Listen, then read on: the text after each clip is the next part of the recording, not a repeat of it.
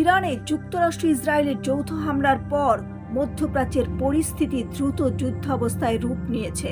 পাল্টা প্রতিশোধ হিসেবে অঞ্চল জুড়ে মার্কিন সামরিক ঘাঁটি ও ইসরায়েলি লক্ষ্যবস্তুতে হামলা চালাচ্ছে ইরান।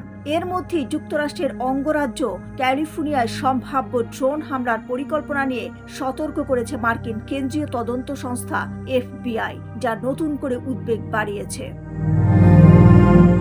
সংবাদ মাধ্যম ABC নিউজ জানিয়েছে, FBI এর নথি পর্যালোচনায় দেখা গেছে 2026 সালের ফেব্রুয়ারির শুরু থেকেই যুক্তরাষ্ট্রের পশ্চিম উপকূলকে লক্ষ্য করে ড্রোন হামলার প্রস্তুতি নিচ্ছিল ইরান।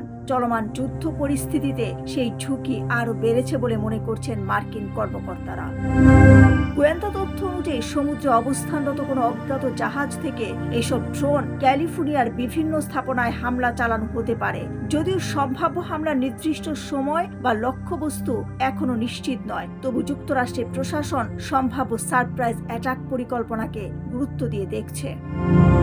বিষয়টি নিয়ে মন্তব্য করতে অস্বীকৃতি জানিয়েছে লস অ্যাঞ্জেলেসের FBI কার্যালয়ের একজন মুখপাত্র। হোয়াইট হাউস থেকেও তাৎক্ষণিক কোনো প্রতিক্রিয়া পাওয়া যায়নি। তবে ক্যালিফোর্নিয়ার গভর্নর কেভিন নিউজমের দপ্তর জানিয়েছে, সম্ভাব্য ঝুঁকি মোকাবেলায় স্থানীয় ও ফেডারেল কর্তৃপক্ষ সমন্বিতভাবে কাজ করছে এবং গুরুত্বপূর্ণ স্থাপনাগুলোতে নিরাপত্তা জোরদার করা হয়েছে। এদিকে যুদ্ধ বন্ধে 3টি শর্ত দিয়েছে ইরানের প্রেসিডেন্ট মাসুদ পেজেশকিয়ান। তিনি বলেন, ইরানের বৈধ অধিকার স্বীকৃত, সাম্প্রতিক হামলার ক্ষতিপূরণ এবং ভবিষ্যতে আগ্রাসন না চালানোর আন্তর্জাতিক নিশ্চয়তা, এই শর্তগুলো পূরণ হলেই যুদ্ধ বন্ধের পথ তৈরি হতে পারে। সব মিলিয়ে বলা যায়, মধ্যপ্রাচ্যের যুদ্ধের উত্তাপ এখন যুক্তরাষ্ট্রের ভূখণ্ড পর্যন্ত ছড়িয়ে পড়ার আশঙ্কা তৈরি করেছে। সম্ভাব্য নিরাপত্তা ঝুঁকি মোকাবেলায় যুক্তরাষ্ট্র সতর্ক অবস্থানে থাকলেও পরিস্থিতি কোন দিকে মোড় নেয় তা নিয়ে অনিশ্চয়তা থেকেই যাচ্ছে।